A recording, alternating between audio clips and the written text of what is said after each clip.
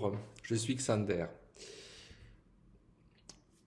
Je vais te parler aujourd'hui à nouveau de la science, parce que la science connaît une mise en danger sans précédent. Et la science est extrêmement précieuse pour nous. Tu vas trouver dans plusieurs spiritualités cette notion que, je ne connais plus le verset coranique par exemple, qui dit que l'ignorance est un des plus grands maux. Cette idée, tu vas la retrouver dans beaucoup de sagesse, beaucoup de spiritualité, que ne pas savoir, ignorer, être ignorant, et c'est ça la science, c'est une accumulation de connaissances, de compétences, c'est vraiment quelque chose pour un être humain qui est extrêmement grave. Et il se trouve que toi, mon gars, ma fille, tu es en train de vivre à une époque qui connaît un décentrement, une rupture sans précédent. Mais que cette fois, cette rupture concerne la science. Il y a eu des grandes étapes dans l'évolution de la pensée de l'homme, c'est-à-dire de sa façon de se représenter lui-même dans le monde et de se représenter le monde. La première étape, ça a été l'étape sacrée, religieuse. Religio, ça veut dire le lien.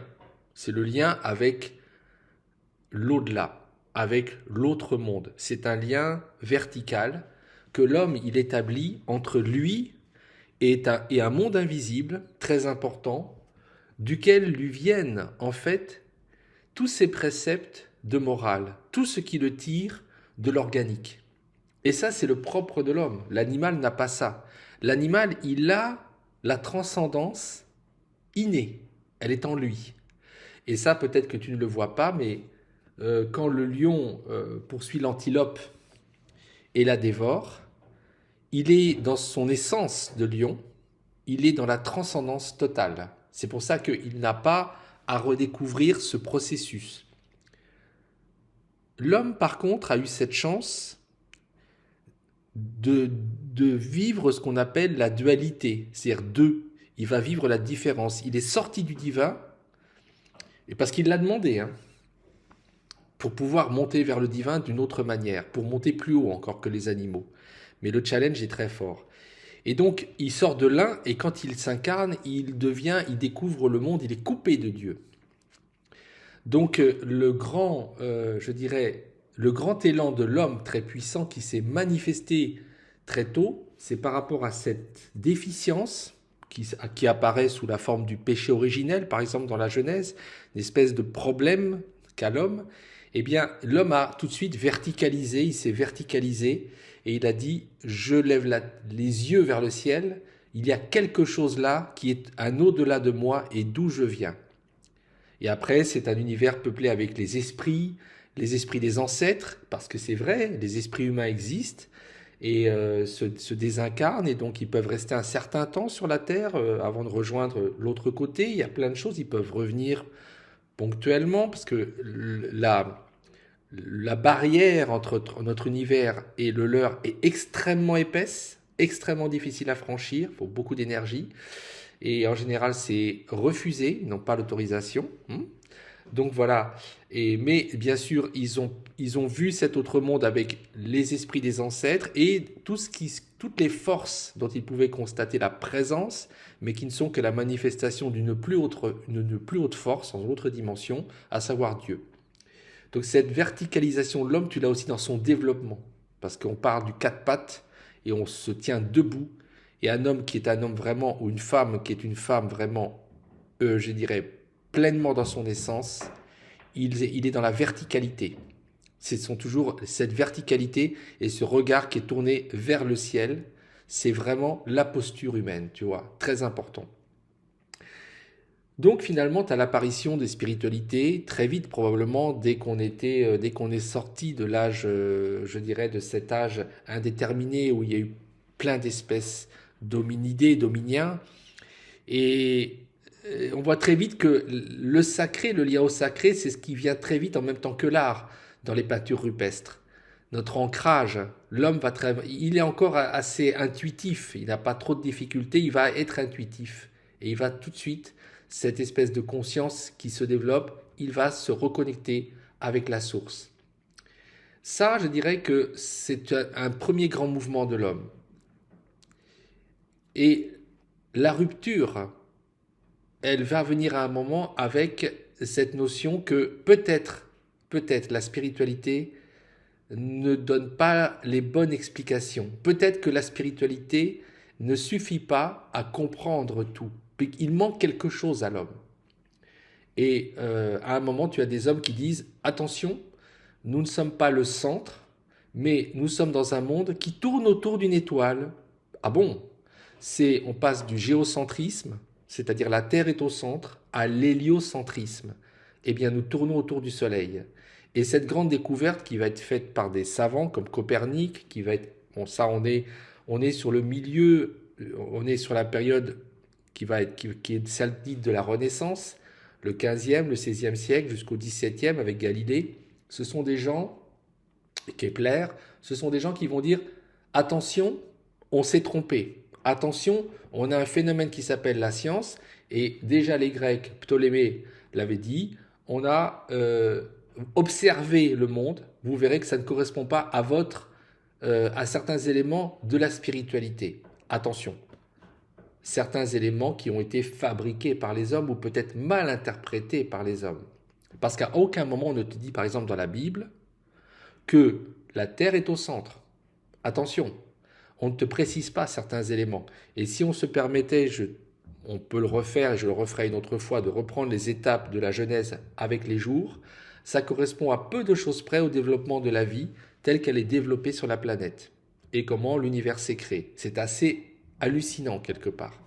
C'est-à-dire qu'il y a un discours pré-scientifique, mais déjà scientifique, si tu lis bien la Bible, qui est déjà dans la Genèse. Donc ça veut dire qu'ils reçoivent des informations, ils ont reçu, bien sûr, puisque déjà les prophètes ou autres, ce sont des médiums, ce sont des canals, ils reçoivent des informations qui sont de la connaissance pure, mais ils vont l'interpréter, la déformer, ils vont la traduire d'une certaine manière poétique. Mais derrière cette poésie, on retrouve ces vérités scientifiques qui sont là. C'est assez hallucinant, quelque part. Il faut bien lire la Bible en contexte, il faut la lire aussi en esprit, c'est-à-dire voir que tout est là, tout est dit, rien n'est faux. C'est extraordinaire.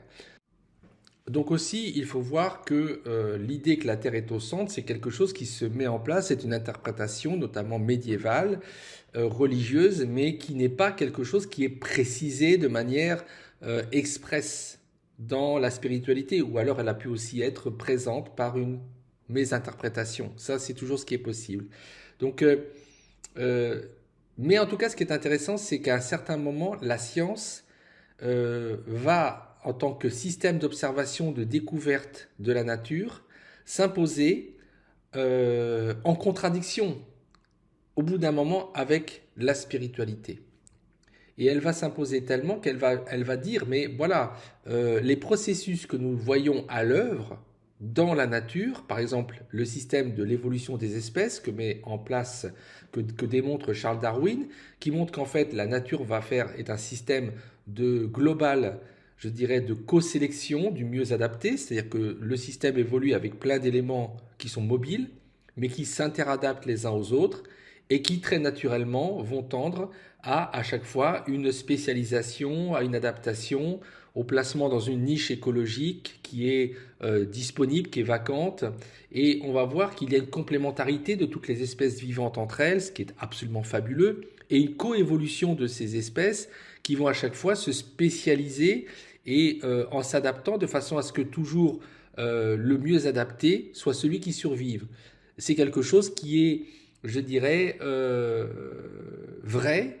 Et ce qui est un petit peu dommage, c'est que l'évolutionnisme, la théorie de l'évolution darwinienne, est opposée avec le créationnisme, l'idée que les espèces sont créées, mais encore là, c'est une surinterprétation des textes religieux et une mauvaise interprétation. Parce qu'à aucun moment il n'est dit que les espèces sont fixes.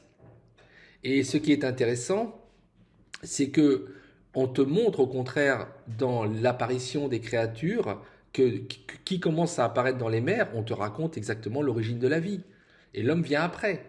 L'homme ne vient pas au début.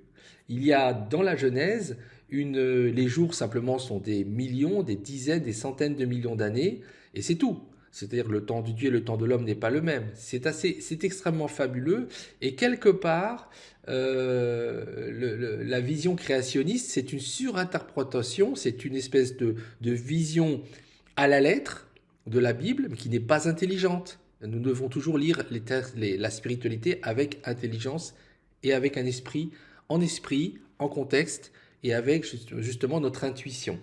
C'est très important. Donc,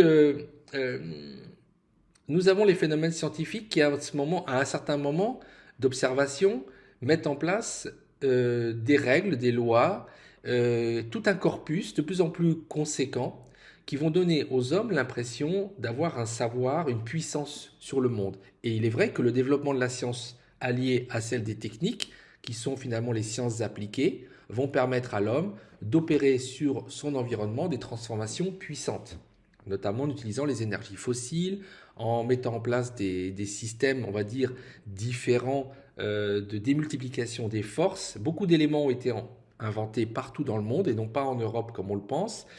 Si on se tourne vers les Chinois, on se rend compte que très tôt, il y a eu des inventions, notamment sous la dynastie des Song, hein, au XIe siècle, au Xe siècle. Tu as des inventions extraordinaires qui sont faites et qui sont dans le domaine, je dirais, dans des domaines de la mathématique pure, dans des domaines justement de la mécanique que nous utilisons toujours aujourd'hui, hein. Donc quelque part, le savoir n'est pas un phénomène qui naît à un moment en Europe, il est partout dans la démarche de l'homme. Et l'invention de la roue, l'invention de ceci, tout ça, sont des éléments qui vont être très vite, très tôt, qui vont permettre aux êtres humains d'avoir un savoir, une compétence, une connaissance, qui vont donc appliquer pour transformer leur environnement, améliorer leurs conditions de vie. Mais il y a un effet retour de cette espèce de pouvoir sur le monde, c'est que ce qui va devenir dominant aux yeux des hommes de plus en plus, c'est la science. Parce que la science, ils vont voir que la science, avec son application, les techniques, va leur donner une emprise très puissante. Et comme toujours, c'est cette puissance au niveau de la matière, du charnel, du temporel, qui finit par faire basculer, qui va commencer à dominer et à remettre en question tous ces éléments de la spiritualité qui pourtant étaient extrêmement forts et était extrêmement dominant.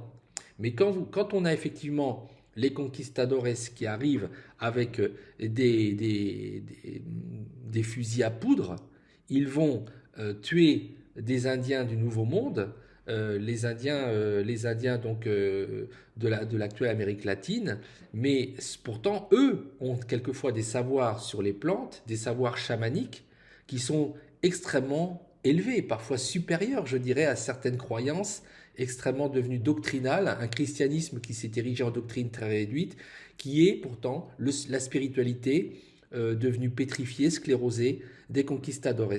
Et bien pourtant, par la technique, ces hommes qui sont, on va dire, objectivement moins évolués que les Indiens qu'ils sont en train d'exterminer, vont quand même, grâce à la technique, avoir le dessus.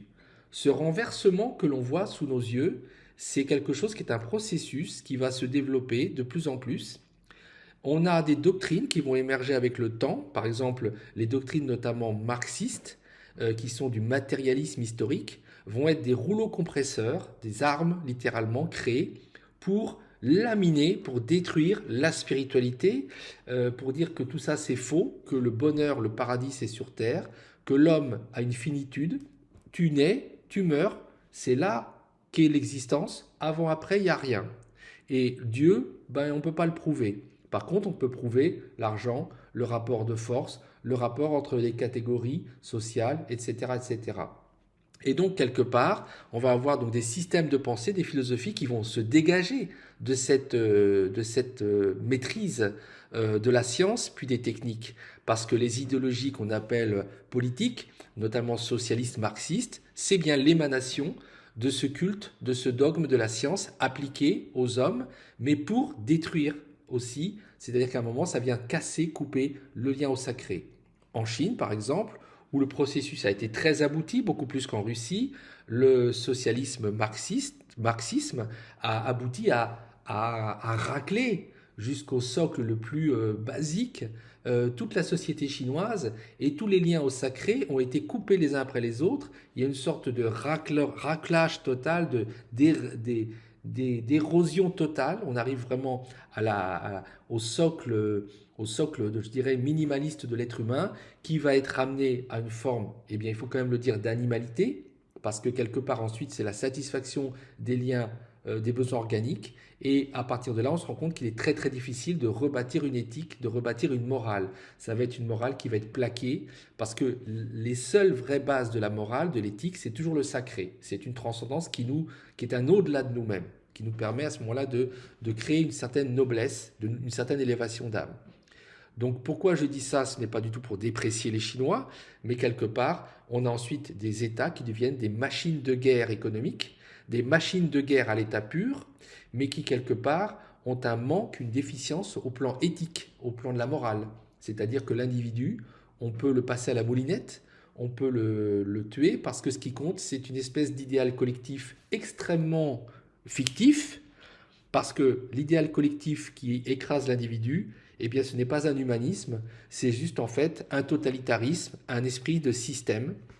On a mis en place un monstre qui s'appelle l'État et qui dévore ses enfants. C'est ça, hein, parce que c'est ça. Et qui d'ailleurs les esclavagise. Quand on voit un petit peu ce qui se passe aujourd'hui dans la Chine actuelle, eh bien nous avons des gens qui sont soumis, qui sont comme des moutons, mais dont les objectifs de vie sont très terre à terre, s'enrichir, réussir, et où en fait on a une réduction énorme du champ spirituel. Le champ spirituel dans ce cas-là est extraordinairement réduit. Ce décentrement, donc je dirais, on dit aux hommes, la terre n'est pas au centre, le soleil et la science va devenir la nouvelle religion. C'est cette étape de décentrement, de rupture, c'est ce que nous avons vécu et nous sommes aujourd'hui arrivés au terme de cette grande phase où il y avait la science reine, la science religion. Pourquoi?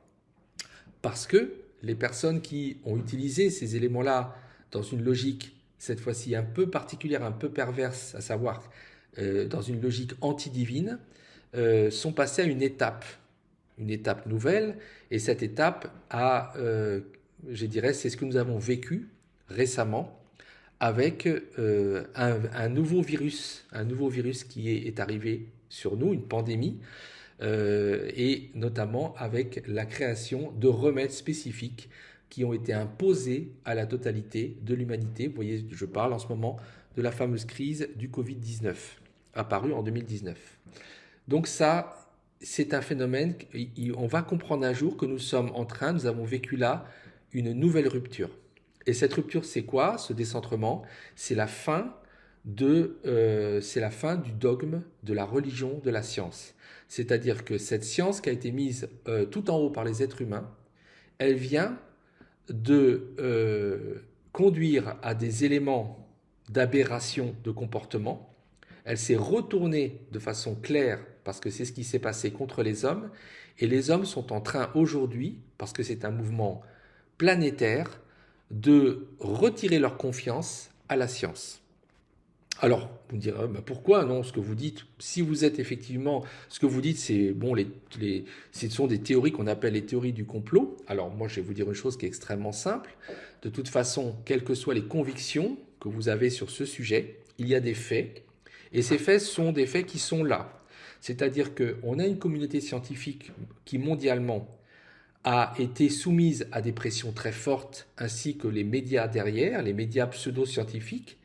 Et on a quand même eu des scientifiques qui se sont opposés, qui se sont levés à un discours officiel, en disant, notamment à propos des vaccins, ou soi-disant qui sont en fait des thérapies géniques, ce qui est proposé n'a pas été suffisamment étudié, il n'y a pas de recul, il n'y a pas une garantie de résultats suffisamment forte par rapport, et la menace qui existe de létalité, donc le rapport entre le bénéfice et le risque, est extrêmement discutable. Donc ce qui est très intéressant, c'est qu'on a une dissociation, une espèce de rupture au sein même de la communauté scientifique, avec un discours officiel dominant et un discours qui est un discours, je dirais, beaucoup plus minoritaire, de personnes qui d'ailleurs en général ont eu des conséquences graves pour leur carrière, où ils ont été ennuyés, ils ont été embarrassés.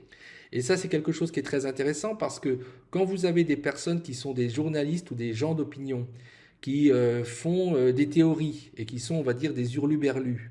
C'est un fait. On peut d'ailleurs me classer dedans, peu m'importe.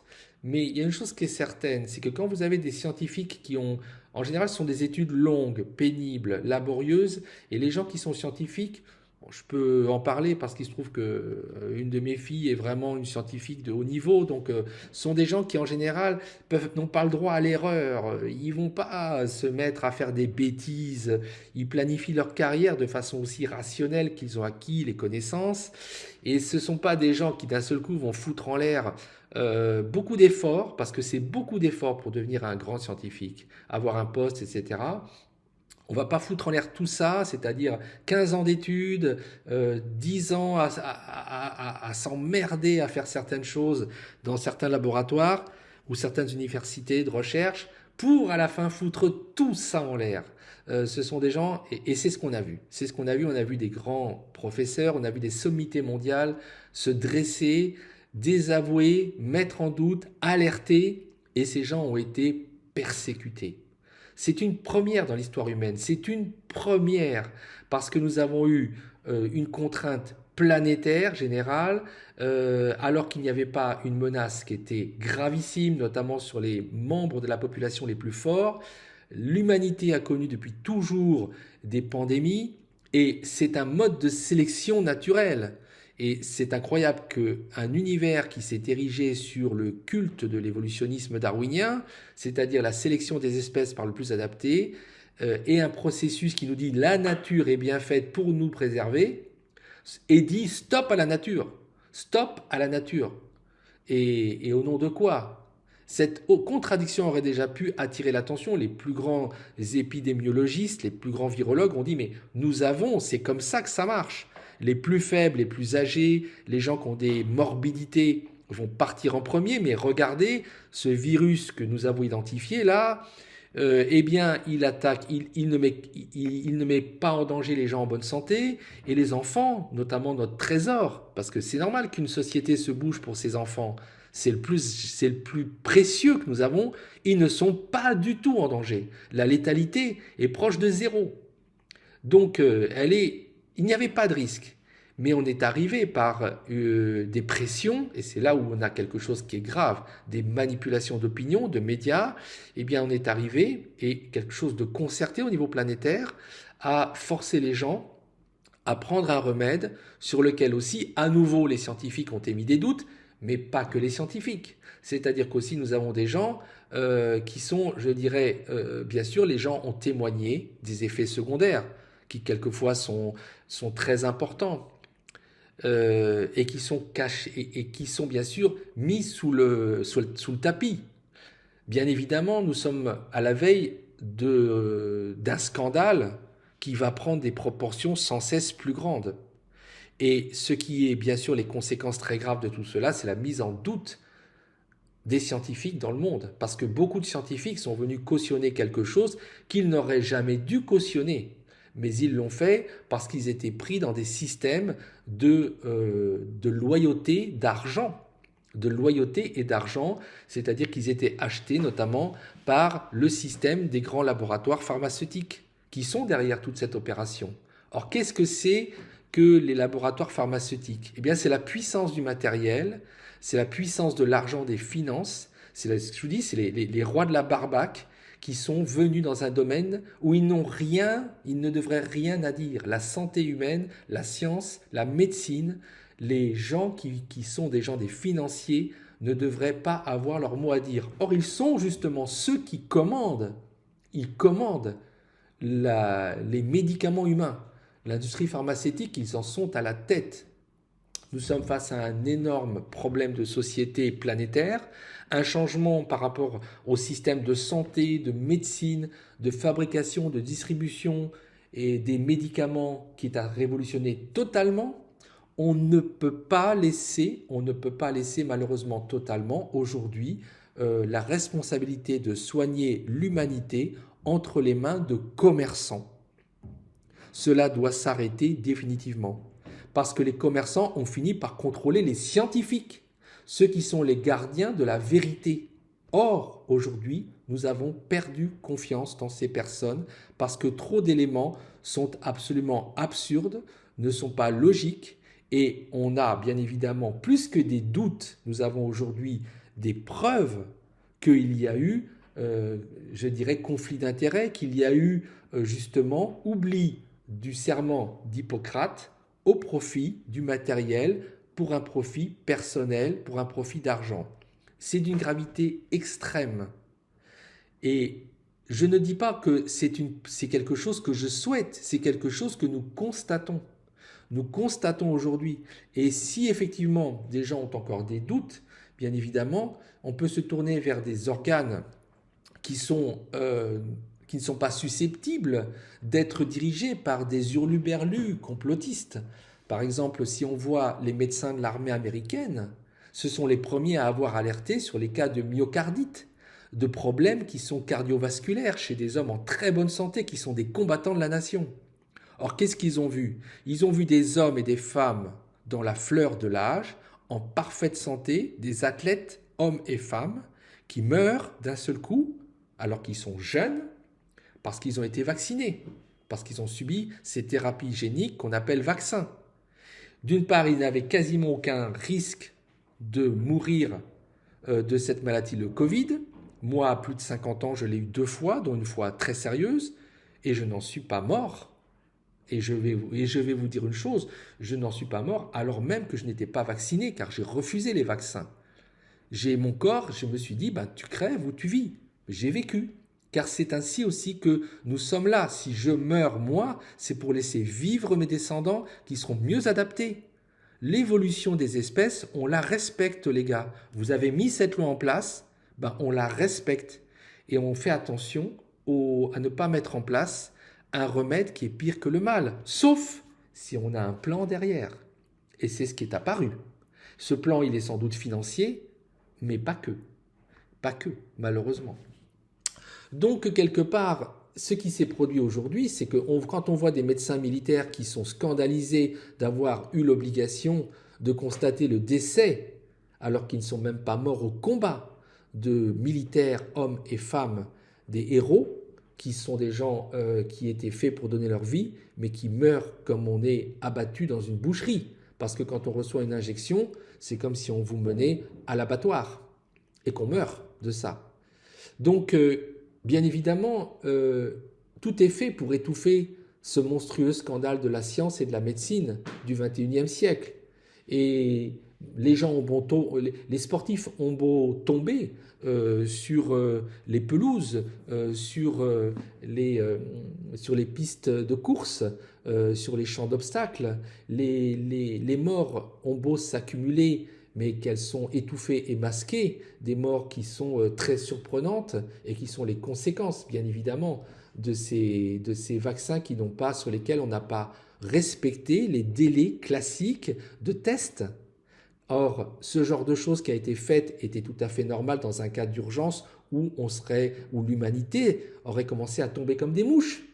C'est-à-dire les hommes, les enfants de tous âges, on les aurait vus mourir, comme c'était le cas lors de la peste noire, au Moyen-Âge. Mais la vérité, c'est que ce n'a pas été le cas. On a manipulé les gens, on leur a fait peur, et on a fait une pression dans plusieurs domaines, notamment en les menaçant sur leur travail, sur la capacité de gagner de l'argent. Les moyens qui ont été utilisés sont proprement honteux. Honteux. Dignes des dictatures et des pays totalitaires. Dignes des nazis. Ce qui a été fait, c'est digne des nazis. Et digne malheureusement des dictatures marxistes aussi, qui ont aussi le mépris de l'individu. Donc, quelque part, nous sommes en train de vivre un moment qui est crucial dans l'histoire de l'éveil spirituel humain, parce que la science vient d'en prendre un méchant coup. La science vient maintenant de nous montrer qu'elle n'était plus digne de confiance. Les médecins que nous avions crus autrefois sont des gens qui ont participé à cela, qui ont collaboré à cette action de mise en danger de la vie d'autrui alors qu'ils avaient prêté serment. Bien évidemment, aujourd'hui, ce sont aussi des médecins, ce sont aussi des scientifiques qui sont les nouveaux héros de cette histoire, par chance, parce qu'ils nous montrent qu'il y a une science qui existe et qui va exister dans le futur, à laquelle nous allons pouvoir, bien sûr, faire de nouveau confiance. Une super science, une science qui est la science vraiment de l'honnêteté, de la protection du vivant et qui respecte le serment d'Hippocrate. Ces scientifiques, ce sont nos héros. Ces gens qui ont su s'opposer, qui ont su essayer de nous protéger, qui ont détruit leur carrière, qui ont détruit tout ce qu'ils avaient construit, toutes ces années d'efforts, ils l'ont mis dans la balance et ils ont osé dire non. Ce que vous dites, ce n'est pas scientifique. Ce que vous dites, ce n'est pas prouvé. Moi, je tire mon chapeau à ces hommes et à ces femmes qui ont accepté de prendre ce risque maximal parce qu'ils sont véritablement de vrais héros, de grands scientifiques. Et donc la science a de beaux jours encore devant elle. Mais quelque chose est en train de s'opérer. Et vous voyez que ça s'opère même à travers les modestes contributions que je vous fais, parce que ce sont des guidances, des orientations, mais tout le monde pense la même chose. Il faut se retourner vers le spirituel, parce que c'est de nouveau revenu un âge, un nouveau moment de connexion avec une super spiritualité, une spiritualité plus élevée, plus ouverte, et qui a justement cette spiritualité une connexion très étroite avec la science, la vraie, c'est-à-dire une science qui est honnête, une science qui respecte le vivant. Parce qu'à un certain niveau, la science, elle sacralise la vie, elle respecte la vie et la protège. Et justement, la spiritualité va dans le même sens. La vraie spiritualité, elle est émanation du vivant, elle est sacralisation, elle est constatation du caractère sacré de la vie. Les deux, donc, se rejoignent. Comme je vous l'ai toujours dit, le plus grand scientifique de tous, celui qui a fait votre ADN, celui qui a fait vos enveloppes de survie, mais qui a aussi fait vos âmes, c'est-à-dire cette partie éternelle de vous, ce plus grand scientifique de tous, c'est Dieu. Vous pouvez l'appeler l'univers, mais cette force d'amour, qui est aussi une force d'intelligence pure, elle est à la base de tout, et les lois effectivement qui nous environnent, elle est aussi à la base de ces mêmes lois.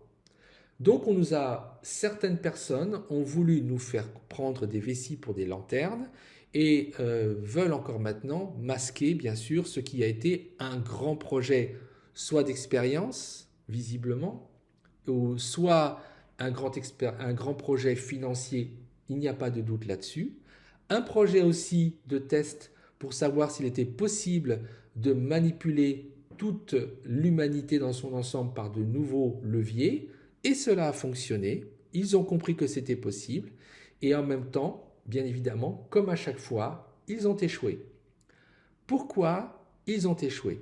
Pour une raison très simple, c'est qu'au sein de l'humanité, il y a toujours des gens qui sont des résistants, des gens qui sont vigilants, de véritables scientifiques, des gens qui sont logiques et qui savent relier les points entre eux, des gens qui ont un esprit critique et qui ne sont pas des moutons et des suiveurs, des gens qui sont des rebelles par nature à toute forme de totalitarisme, de privation de liberté.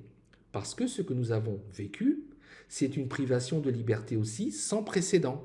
Et c'est très intéressant parce que la fausse science est toujours au service des dictateurs. La fausse science, avec son doublon qui est la technique, et on a vu effectivement l'utilisation de systèmes informatiques, de drones, de caméras de surveillance, de QR code, tous ces éléments, en fait, cette science qui est une science diabolique, une science pour contraindre l'homme, c'est la science, en fait, ce sont des barreaux d'une prison. Eh bien, cette science, effectivement, nous n'en voulons plus. Cette science, là où ils ont échoué, c'est qu'ils se sont révélés. Ils ont révélé quels étaient leurs projets pour le futur. Une humanité qui est toujours, je dirais, encadrée, qui est toujours traçable, donc qui peut être toujours suivi. On sait où vous êtes, on sait ce que vous êtes, on peut vous contrôler et on peut enfin utiliser des armes qui sont subtiles, par exemple effectivement une injection, qui sont des armes qui peuvent être associées à ça, qui peuvent être par exemple des ondes, des éléments, pour, comme un troupeau du bétail, vous amener exactement à faire ce qu'on attend de vous. Donc cette science qui est en fait une grande paire de menottes géantes, comme je vous l'ai dit, c'est pour ça que je vous ai dit vos téléphones portables, vos ordinateurs, vos écrans, vos télés, si vous n'y prenez pas garde et si vous ne savez pas être leur maître, ce sont des menottes qu'on vous a mis, hein, c'est une puce pour vous tracer, c'est des éléments de traçabilité, comme on fait avec certains éléments du bétail qui ont des puces, comme ça on les retrouve. Donc aujourd'hui, ce qui est extraordinaire, c'est que cette science, qui est une science anti-humaine, qui est une science anti-divine, on dira aussi qu'elle elle s'est démasquée.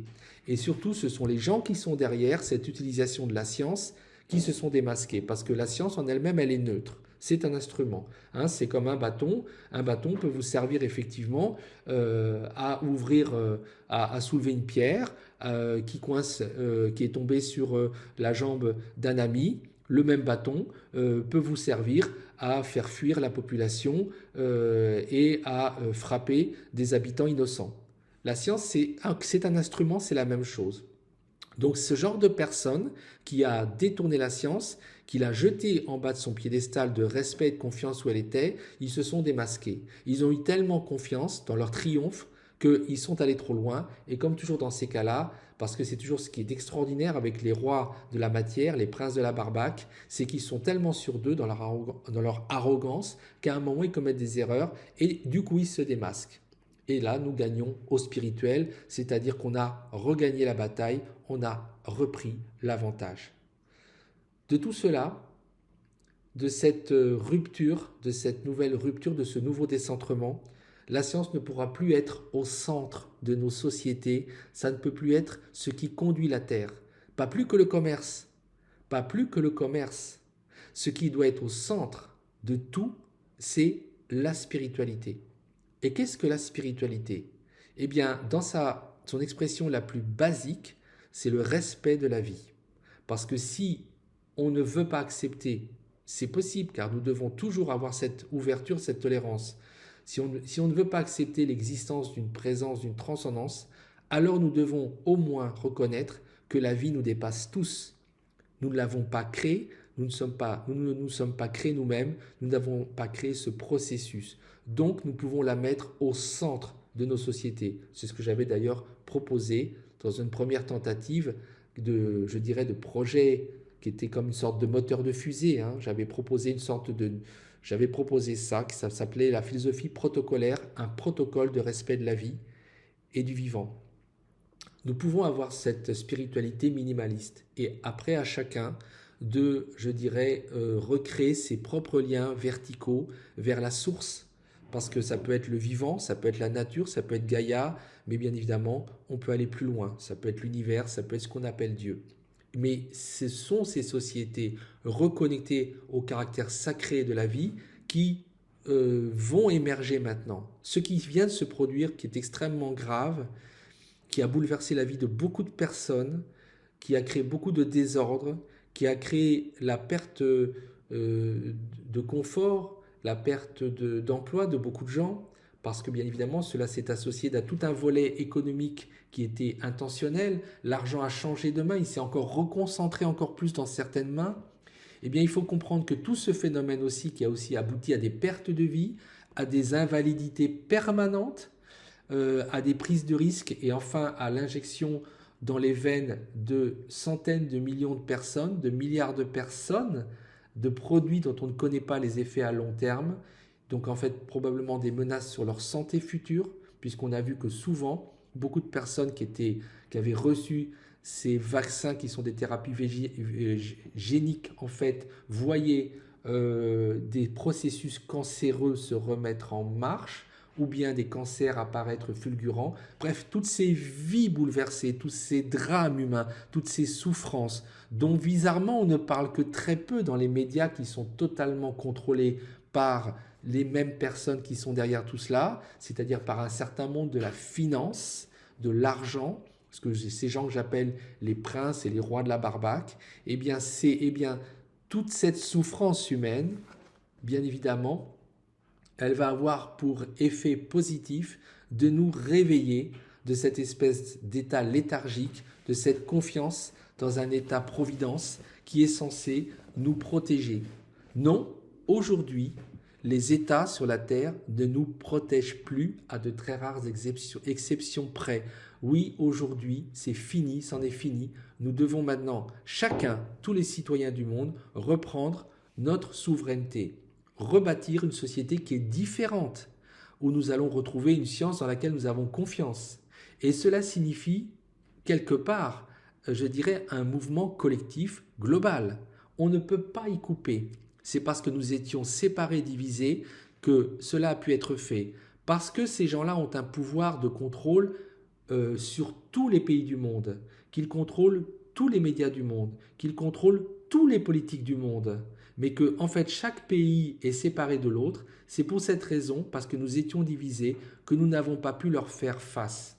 Malheureusement ou heureusement, une gouvernance, on va dire, mondiale ou globale est inévitable. On ne peut pas y échapper, on ne peut pas. Parce que maintenant, ce qu'il faut, c'est préserver la vie et l'humanité dans son ensemble. Et si on laisse effectivement, c'est pour ça que c'est bizarre, le mondialisme est souvent pointé du doigt. Bien sûr, parce que le mondialisme, il est fait par des gens qui sont des gens malveillants.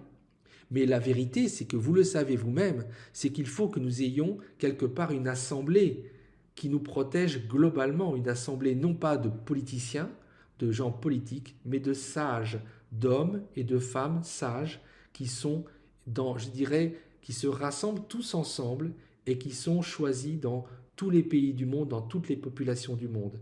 C'est aussi ce que j'avais proposé il y a à peu près une dizaine d'années. Cette assemblée de sages, et elle sera donc composée de beaucoup de personnes, même s'il y a un quorum qui sera le quorum, on va dire, plutôt exécutif, mais il y aura donc c'est une vaste quantité, on parle de milliers de personnes. Eh bien, ces gens-là, qui ne sont pas des gens de la politique, ils doivent être choisis au sein de nos populations. Et quand on voit, je reviens à ces gens-là, quand on voit ces scientifiques de talent, ces scientifiques véritables qui se sont dressés pour protéger l'humanité, voilà des gens qui se sont désignés eux-mêmes comme des sages. Ces gens-là devraient faire partie de ces assemblées, parce que ce sont des gens qui ils ont été d'un courage inouï. Dans tous les domaines, nous devrions non pas choisir des hommes politiques, mais nous devrions choisir des gens qui, dans nos villages, dans nos villes, dans nos campagnes, que ce soit en Inde, que ce soit en Afrique, que ce soit en France, que ce soit en Amérique latine, que ce soit en Amérique du Nord, que ce soit en Australie, allons chercher les hommes et les femmes d'un certain âge qui ont vécu et qui sont sages, qui ont su s'opposer à cet empire du matériel, à cet empire de l'argent, à tous ces rois de la barbaque. Allons chercher ces gens qui sont dévoués, qui respectent la vie humaine, qui aiment les gens, qui respectent les individus, qui n'ont pas un attachement ni à leur ego trop important, parce qu'ils ont déjà vécu, qui sont des gens qui n'ont pas non plus le désir d'accumuler de l'argent, parce qu'ils n'en ont que faire. Allons chercher partout ces sages et remettons-leur entre leurs mains le pouvoir de nous protéger, tous à un niveau général, et de manière à ce que ces gens-là soient les garde-fous de ce qui s'est passé, qui est un des plus grands crimes contre l'humanité qui ait jamais été perpétré. C'est vraiment d'une gravité extraordinaire, parce que c'est pourquoi c'est un enjeu fabuleux. Nous vivons, toi, que tu sois homme ou femme, tu vis à une époque extraordinaire. Tu t'es incarné à un moment où les choix sont énormes, où la mise en danger de ta vie, de tout ce qui est toi, est gigantesque. Donc c'est extraordinaire, et cette remise en question profonde doit nous amener aussi à des décisions profondes. J'espère que donc émergera, et c'est effectivement un rêve que j'ai pour toute l'humanité, qu'émergera ce grand mouvement de choisir au sein des populations, à proportion de leur démographie, une quantité, un quorum de sages, que ces sages ensuite pourront être rassemblés dans une vaste, je dirais, une vaste assemblée de leurs semblables, et qu'on pourra leur confier de réguler tous ces problèmes qui aujourd'hui ne sont pas résolus, parce que si l'un dit je fais de l'écologie, mais l'autre par derrière ne le fait pas, dans 50 ans la Terre est encore plus mal qu'elle n'est. Nous avons un navire qui coule, il faut effectivement maintenant désigner des capitaines, des gens qui vont être des gens qui vont sauver ce navire, mais actuellement nous avons plein de gens avec plein de gouvernails, qui font aller à gauche, à droite, le bateau n'avancera jamais et continuera de couler au milieu de l'océan. C'est ça la Terre. La Terre est un navire en perdition. Et on a laissé, parce qu'on s'est dit on va laisser les choses, on a laissé des gens émerger, ce sont des financiers, des gens qui sont, je les appelle les rois de la barbaque, des gens qui n'ont pas d'âme, des financiers et des commerçants prendre le contrôle et la gestion de la planète. Parce qu'aujourd'hui, aucun homme politique, aucun parti politique ne peut prétendre sur la Terre agir pour modifier la vie des citoyens d'un pays. C'est fini, cet état est terminé. Ouvrez les yeux, regardez, les décisions qui sont prises vont toujours dans le même sens. C'est toujours le pouvoir de l'argent, de la finance, de la matière. C'est toujours quelque part une forme de corruption. Il n'y a pas, je dirais, de défense des intérêts des individus et de la vie. Et la plus grande démonstration, c'est ce que nous avons eu devant nos yeux, ce qui est un scandale, parce que c'est un des plus grands crimes qui a été fait contre l'humanité, contraindre des gens alors que notre corps, c'est notre propriété, notre santé nous appartient, nous avons le choix, nous avons le droit de faire ce que nous voulons de notre corps. On nous a contraints par des moyens absolument vicieux, des moyens qui sont des moyens irrespectueux de nos droits fondamentaux, à prendre, à recevoir une thérapie, un remède dont aujourd'hui on peut se dire que c'est peut-être un mal. Et c'est extrêmement grave, parce qu'il y avait quelque part du délibéré dans tout cela.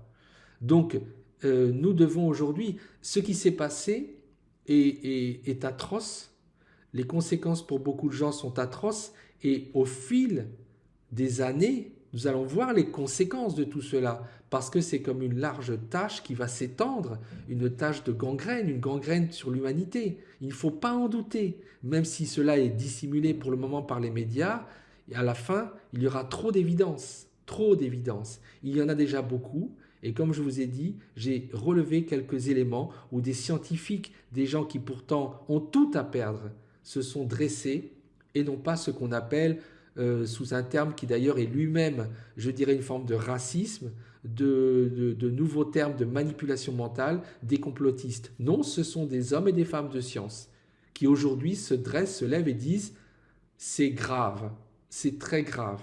Donc à partir de ça, nous avons un enjeu majeur parce que nous avons enfin cette chance de changer en profondeur toute notre structure au niveau planétaire. Parce que l'enjeu est planétaire, parce que nous sommes sur un navire qui est en train effectivement de couler. Et nous avons cette possibilité de remplacer cette espèce de gouvernance mondiale malveillante et bête, et surtout bête, parce que ce sont des gens qui pensent toujours par le bas, qui ont toujours peur, qui pensent dans la matière, par une gouvernance plus éclairée. Et ça ne peut se faire que par un partage de compétences et de sagesse. Ce n'est pas un homme, ce n'est pas 10 hommes ou 10 femmes ou 20 femmes, mais c'est un quorum de sages et de femmes et d'hommes sages, parce qu'il en existe, ces gens-là existent dans tous les pays du monde, dans toutes les cultures. Allons les chercher, allons les trouver, remettons-leur notre destin. Parce que si personne ne fait rien, ben ça va être toujours laisser le pouvoir à ces gens malveillants, ces gens qui calculent toujours pour leur propre intérêt, qui ont une vue courte et qui nous font toujours payer leurs erreurs. Parce qu'ils ont détruit l'environnement, c'est à nous de faire des économies d'énergie. Parce qu'ils ont pollué l'environnement, c'est à nous d'accepter que nous ayons maintenant une vie différente, avec une qualité de vie différente. Ils font toujours payer aux autres leurs erreurs. Je prends ce cas qui a été reporté mondialement d'un médecin légiste qui a travaillé en Australie et qui a fait 10 000 autopsies. Et on s'est aperçu que cet homme était parfaitement incompétent. C'est de notoriété publique. Et donc, à cause de cet homme, il est fort probable que des gens, des criminels, n'ont pas été punis, mais que bien pire, des innocents ont été mis en prison et on leur a injustement retiré des années de vie. La science n'est pas à mettre entre toutes les mains et n'est pas scientifique qui veut. Cela demande des compétences exceptionnelles, cela demande une rigueur exceptionnelle, une morale extraordinaire. Moi, je vais vous dire une chose. Dieu vient de nous montrer, et si ce n'est pas Dieu, appelez cela la nature ou le destin, vient de nous désigner du doigt les premiers éléments qui pourront constituer ces sages que déjà il y a 10 ans j'appelais de mes voeux, cette assemblée de sages. Et vous savez qui ce sont, ces personnes, ces héros? Ce sont tous les scientifiques courageux, en petit nombre, il n'y en a pas beaucoup, qui ont osé se dresser dans cette grande mascarade du Covid-19 et des thérapies proposées. Ils ont osé se dresser contre leurs institutions, contre leurs collègues, contre toutes les pressions qu'il pouvait y avoir sur eux, d'influence, d'intimidation, d'argent. Saluons ces personnes, mettons-les, donc en l'occurrence, que ces gens-là, effectivement, on pointe du doigt vers ces personnes qui sont les véritables héros, eh bien, ces gens-là soient les premières bases de ce nouvel édifice qui va nous permettre de sages, d'hommes sages et justes, et de femmes sages et justes, de gens qui ont une éthique et qui savent se sacrifier, qui sont prêts à se sacrifier pour nous, eh bien que ces gens-là, justement, on leur remette le sort de nous protéger. Les États, les nations, les pays ne peuvent plus nous protéger. Ils l'ont montré, ils nous ont fait du mal. Ils nous ont fait du mal.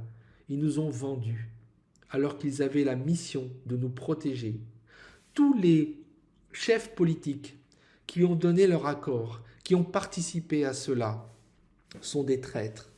Ces gens-là doivent être mis probablement en prison et poursuivis dans un procès en comparaison duquel le procès de Nuremberg sera juste, je dirais, un jugement d'enfant.